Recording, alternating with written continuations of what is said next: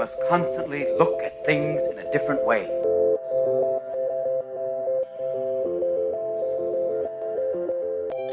The Healthcare Education Transformation Podcast was created by two physical therapists out of the desire to learn more about the different educational roles in physical therapy and healthcare, and how healthcare education works by talking with educational leaders and people with different perspectives within physical therapy and across interdisciplinary lines on how education can be improved to disrupt the status quo of healthcare education. This is our journey, and thanks for listening. Are you a third-year physical therapy student that excels on tests when you have study guides, checklists, and deadlines? With all of the information available about how to prepare for the NPTE, it's easy to get disorganized and not feel prepared going into the big day. NPTE Prep Success is an online course that provides PT students easy-to-use study guides and step-by-step guidance through the NPTE preparation. To learn more, visit kylericeprep.com. Thank you again all for your continued support. And now for the show. Hello, everybody, and welcome to another episode of the Healthcare Education Transformation Podcast. I'm your host, Dr. F. Scott Field, and I've got a guest on today who we've been excited to talk to for a couple of years now, Nick Adkins. Nick, you've been involved in a lot of cool things lately. PinkSocks movement is the big one, and we'll get to that in a little bit. But if you don't mind, could you tell our audience a little bit about who you are and what your educational background was that led you to where you're at today? Sure. Hey, Scott, thanks for having me on the podcast today. Yeah, well, once upon a time, I was a healthcare executive in Nashville, Tennessee. I got my MBA at Belmont and went undergrad at University of Southern Miss. That was a long time ago, I'm going to tell you. And in 2010, I went to this thing called Burning Man for my first time, which is a big event out in the desert, Nevada, and decided that I was done being a healthcare executive. So I moved to Portland, Oregon, which is where I am now. And along the way, was involved in a startup out here that created some really cool technology for secure asynchronous video file management. And I guess it was 2015 at HIMSS. I was in Chicago that year. Andrew Richards and I went and started giving away these pink socks with mustaches on them just for fun, just to create some connections. And, we had no idea then that pink socks would turn into a global movement. It's now a nonprofit, a 501c3, and it's all about spreading love and kindness all around the world. We've over 100,000 pairs of pink socks have been gifted.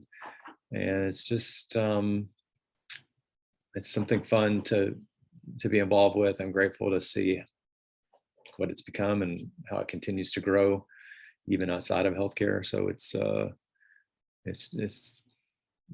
like I say, it's fun.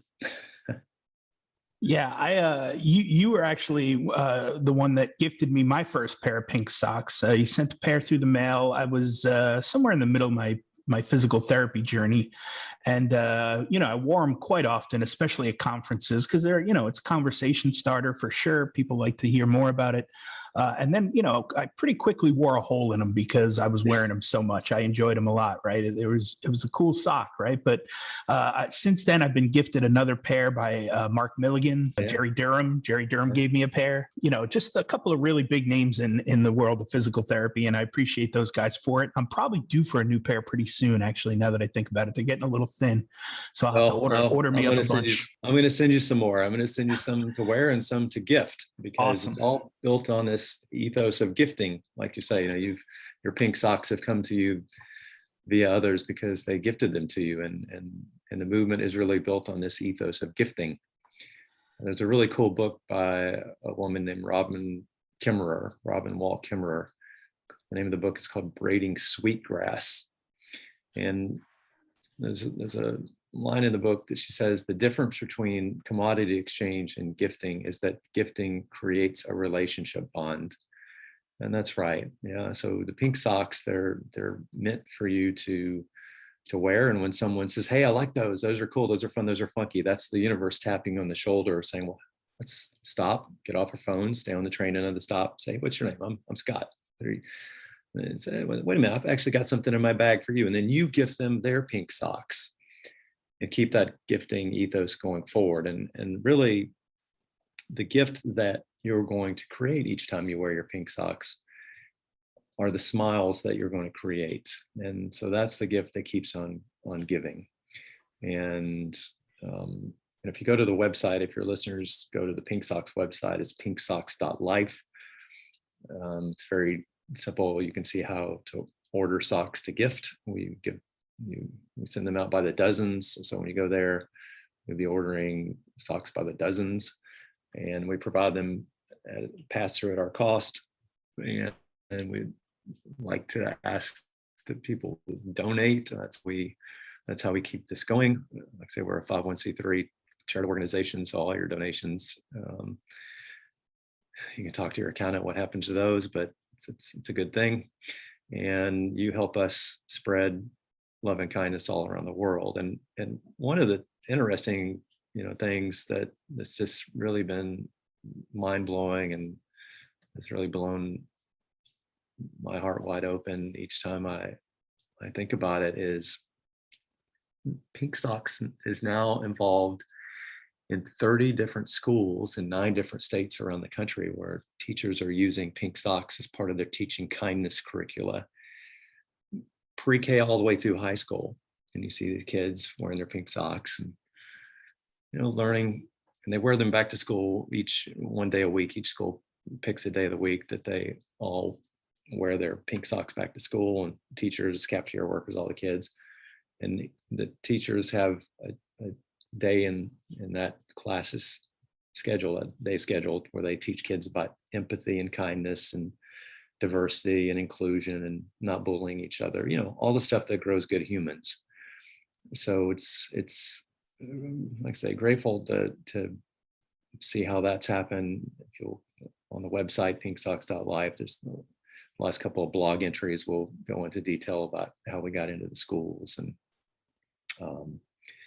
but yeah, and also on the website, if you scroll down to the bottom of the homepage, there's a TED Talk I did in San Francisco in 2017 that kind of give you the whole backstory on how this came to be and my journey to Burning Man and the whole ethos of gifting.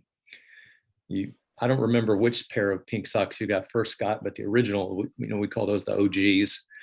Were just mustaches only. Yep, that's what I had, the mustache only. Yeah, the OGs.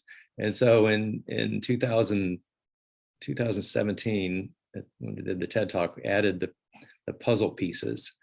So the pink socks since 2017 to now have the mustaches as well as puzzle pieces. And the puzzle pieces represent the power of connection. Pink socks connecting us all around the world. And that's really, when we talk about all the stuff that's happening in healthcare and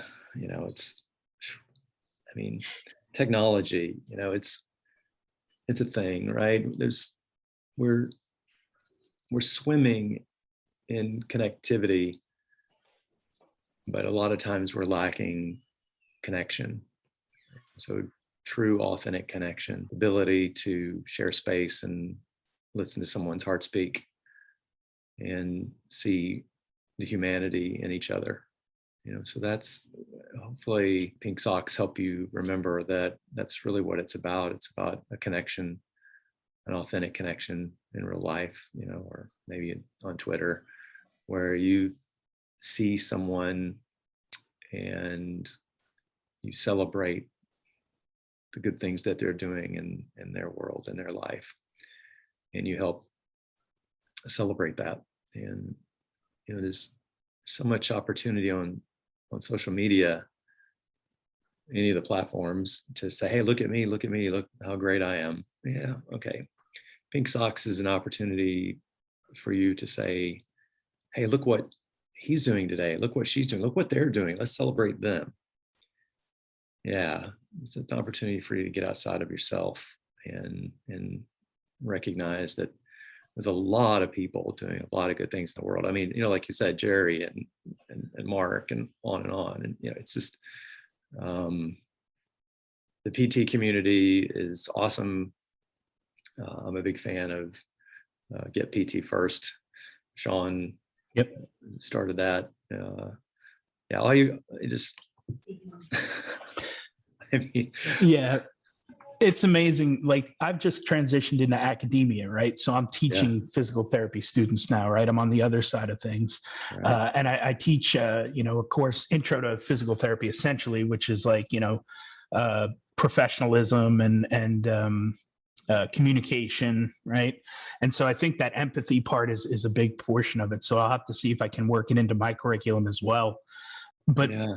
Healthcare, like you said, in general has been, it's been a bumpy ride, especially the last couple of years with the pandemic for sure. But can you tell us a little bit? Can you go down into just a little bit and touch on what made you kind of change directions and why you kind of left the healthcare executive position?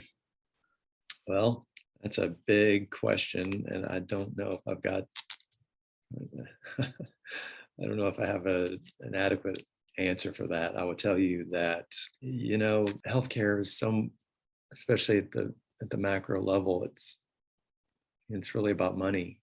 Oftentimes what gets lost in that math is the humanity of it. And I tell you, I was in a four-wheeling accident I guess about 7 years ago. A friend and I were out here on the side of a mountain and flipped and rolled a four-wheeler, and I broke my shoulder, and I was in PT for about 1.5 years getting my shoulder back. And looking back on that 1.5 years of PT, what a lot of the magic was with my physical therapist was a lot of talking. I would lay there and talk while he would. Sometimes it felt like wasn't even doing anything other than just having his hands on my shoulder. Yeah. But I think there was so much therapy in me working through the trauma of the accident, the PTSD of the accident, and spending that time each week. In the beginning it was twice a week, just talking through the accident. Yeah, there is a very therapeutic side to physical therapy, right? I mean, it really is. We go through a lot of that. Yeah, just so it's such a relationship that if you go see the doctor, or they got to see so many patients in an hour. You don't really have time to tell your story, and that was just very valuable time that I would get to spend an hour just talking to my physical therapist, in retrospect, looking back and seeing how much mental health therapy I was getting in those sessions. I'm grateful. So. Yeah, we definitely teach our students that a lot of times doctors are in and out in an average of 8 minutes to see a patient, and that's maybe once a year, maybe twice a year if they're lucky. If they're pretty healthy and nothing's really going on. Well, physical therapists, we get to see people for about 30 to 60 minutes a day, sometimes multiple days a week. So that is very valuable time to create those connections and those relationships, and build those bonds. And that's not even taking it to that next step, like you said, of hands-on therapy, right? We then start to put our hands on people, and you get that really close connection of touch and feeling as well. Yeah. So again, it's an amazing field. I'm blessed, I think, to have gotten into the field when I did, and it's opened a ton of opportunities for me, and I'm so thankful for that. But at the same time, it comes with, some of the business sides of things, like you talked about, right? Healthcare is a business, and it's getting more and more so every day. And we're seeing, Medicare cuts and, reimbursement cuts, and it's almost making it not worth it for us to do our jobs as physical therapists. So, I know we're trying to stay positive, and we're trying to educate our students as to like, hey, here's some of the bumpy waters you're going to have to navigate, but if you really care about it and you truly love the profession, there's ways to do it. You may have to think outside the box a little. You may have to, go an unconventional way about it, but it can be done, and I think that's the thing they have to notice, is that sometimes it's more than just clocking in and clocking out at 9 to 5 as a physical therapist. There's other ways to help people and to spread our knowledge and our skill sets, without having to do it under the umbrella of, say, a healthcare system or a hospital system. So, my physical therapist I saw here in Portland was outside of the system. It was a husband and wife team. They're both physical therapists and have their own private practice, and made it work. I think they're thriving. So yeah, it can be done. There are different ways to do it, and I think we just have to, at the very least, make people aware. And that's one thing I can say without a doubt, is that the PinkSocks movement has at least brought an awareness to this, loving, caring community, and this message of, just being kind and showing empathy. And that's why I've loved your journey. I've loved following everything that you're doing. There's a huge group in Austin that gets together and meets. I moved from Waco down to Wimberley now, just out in the hill country there. So I'm about 30 minutes from Austin and the campus where I teach at. And, I follow probably 5 or 10 of them on Twitter that are in Austin, and they meet up pretty frequently still. Yeah. So, there's a lot of tribe there in Austin. In fact, on the website, PinkSocks.life, on the homepage, there's 2 videos. One at the bottom of the page is the TED Talk, and there was the first video you come to was actually in Austin, and that was at the Dell Med School. And we came in and gifted all the med students their pink socks and gave them a talk about empathy. And then we had a PinkSocks meetup that evening out at the Oasis at Lake Travis. Mm-hmm. So we said, well, what happens at a PinkSocks meetup? Well, if you go watch that video, you see it's a bunch of happy, smiley people who like to give hugs. So yeah, in the pre-pandemic world. Yeah, right. Yeah. No, that's awesome. Well, Nick, can you tell us a little bit about the van and your travels and your journeys, and how this PinkSocks movement has kind of brought you across the country and back several times over? Yeah, well, before the pandemic, it was around the world. I mean, literally, I'm hopefully that all comes back, but we've been fortunate enough to travel and speak at a lot of conferences around the world. In fact, I'm doing a recording right after this one for the Digital Health Conference that's happening in New Zealand, which was supposed to be in person, and it's now got postponed, a couple of years, and they said, well, finally we just have to do it virtually. And so I guess last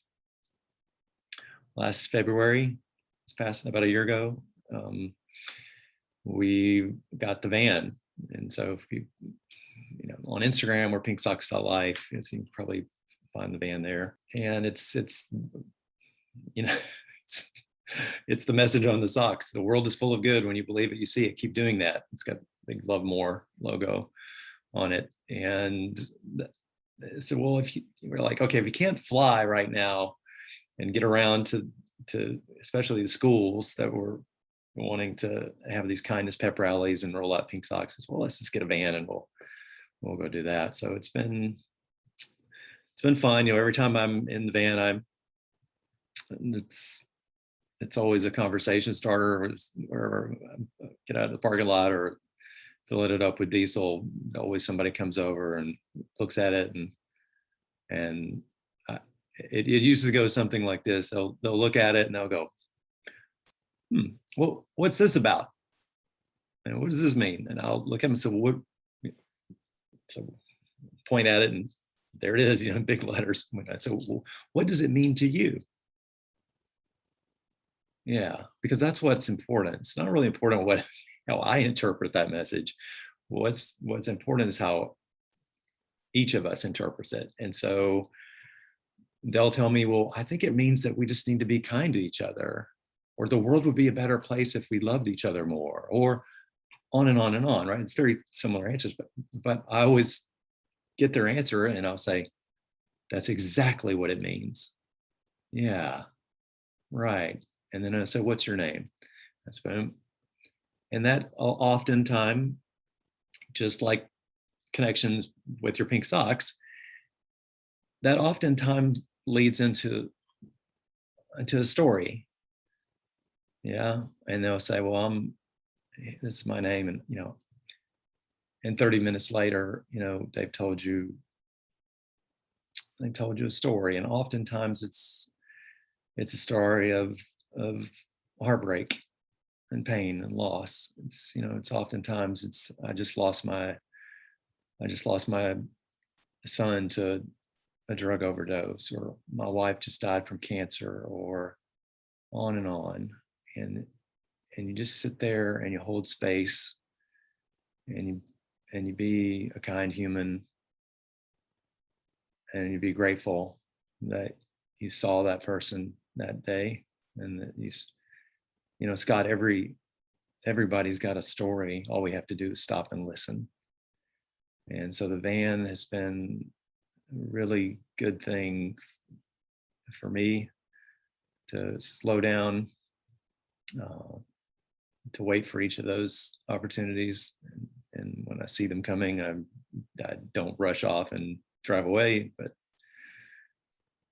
yeah, and same thing with your socks, So it's just, when someone comments, don't just say thank you and keep walking. That's really your time to hold space and have a connection. So, yeah. Awesome. Well, Nick, we've got one final question that we ask everybody here on the podcast. And I'm going to expand it a little for you because of your past and your experience.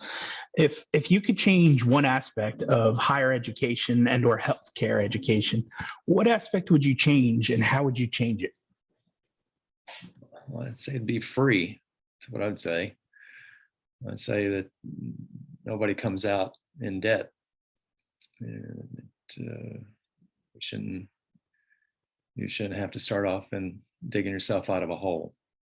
And I really, I don't care which side of politics you're on. It just doesn't make any sense to start out in the hole. And there's plenty of countries in the world that have figured out how to do this. And the fact that we haven't, well, like I say, we just have to figure that one out. Yeah. And if I've got to, all got to pay in a little more so that we all help each other, well, then that's worth it, right? Yeah. If I know I'm making the investment in you, so that you're making an investment in the community, that you're paying this back by providing service and healthcare for us. Well, yeah, of course. Let's get you through school. Yeah, we need you. It's you're the ROI, the return on investment is a no-brainer. I mean, but to force you to enter into a system where you're already in debt, it's not the way we need to do it. Yeah, that's the number one most given answer on the show is cost, and that actually is what led me to write my book, PT Educator, Student Debt Eliminator, because I just felt like it wasn't fair. It wasn't fair for my family. It wasn't fair for, students coming out, especially physical therapists. The debt to income ratio is bad and getting worse. If you're graduating with $150,000, $200,000 worth of student loan debt and you're making $65,000, $75,000 a year starting out, like the numbers don't work, and that's going to affect a lot of life decisions down the line as far as where and when to start a family, to buy a house, to buy a car. All those things kind of get pushed off, and people don't realize that while they're in school taking on these enormous amounts of debt. So right. Maybe there comes a time when we reframe the narrative, right? And so if we can see it that we're making, when we invest in someone, that we're getting the return on that. I mean, right now, it's just, it's broken. Yep. Just another speed bump in the healthcare system. That's for sure. Yeah. So we just need to keep the faith that something's going to change. For sure. Yeah. Well, Nick, thank you so much for your time. Like I said, I love the message and I love everything that you're doing. Where can people find you if they want to learn a little bit more about the PinkSocks movement? And, where can they find you on social media if they want to reach out to you? Yeah, so PinkSocks.life is the website. And on Twitter, I'm Nick is NPDX, NICKIS, the letter N, PDX for Portland. That's probably the best way. And on Twitter, follow the hashtag PinkSocks, always one word, always plural. You can see what the tribe around the world is doing, celebrate them, give them some love, retweet what they're doing. And we'll love to gift you some socks.